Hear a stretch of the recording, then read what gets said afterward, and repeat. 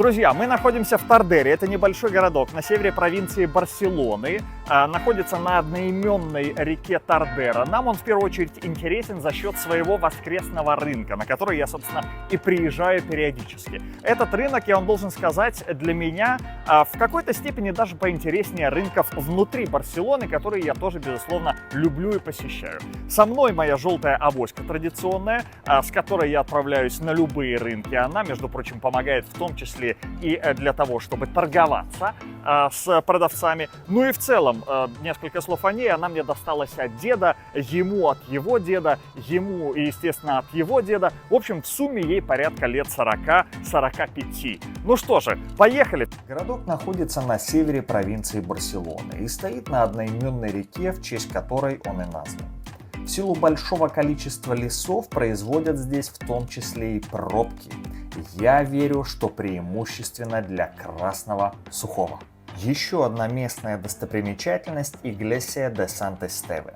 В нынешнем виде она была отстроена в начале 19 века, хотя стоит на фундаменте римской церкви X века, которая и дала ей название. И теперь о рынке, ради которого мы и приехали. В нем отчетливо прослеживаются несколько групп, как продавцов, так и продуктов.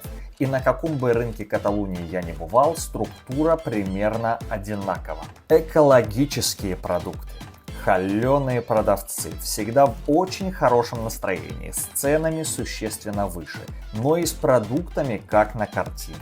Далее отдельно, чтобы не смешиваться, торговцы по ощущениям перепродающие то, что купили в местных овощевых хозяйствах и у фермеров. Третья группа в основном марокканцы, почти все торговцы от бога. С громкими голосами, большими и преимущественно добрыми сердцами, в качестве зазыва использующие слова «барато» – дешево и часто «muy barato» – очень дешево. Торгующие довольно фамильярно, флиртующие с пожилыми барышнями и предлагающие всем все попробовать. Я упоминал, друзья, насчет реки Тардера. Сейчас я решил отважиться на безрассудный поступок и отправился в самое что ни на есть русло этой реки. За моей спиной мост. И, собственно, мы сейчас стоим на дне, друзья. Отдельная и довольно большая часть рынка отведена под вещи, где есть также условная градация. Преимущественно широкий выбор фирменных вещей со слегка криво пришитыми лейблами, но также есть безымянные бренды средней добротности по очень заманчивым ценам, впрочем, как и на любом большом рынке.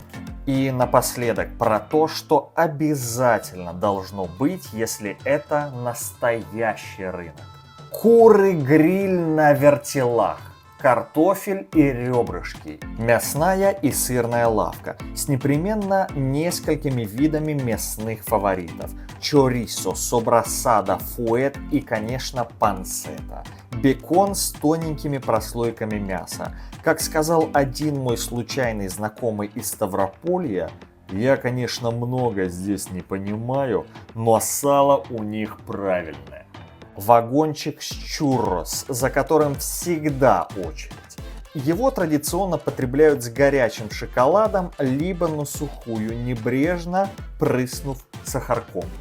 Вообще считается, что рынки как таковые пошли от финикийцев, именно поэтому каждый свой визит на рынок я сопровождаю добротными, мясистыми, исключительно с косточками, финиками. Хотя есть теория в интернете, где громогласно люди заявляют, что рынки появились в одной из так называемых банановых республик. Именно поэтому, как план Б, связка бананов, причем чем больше, тем лучше, всегда со мной.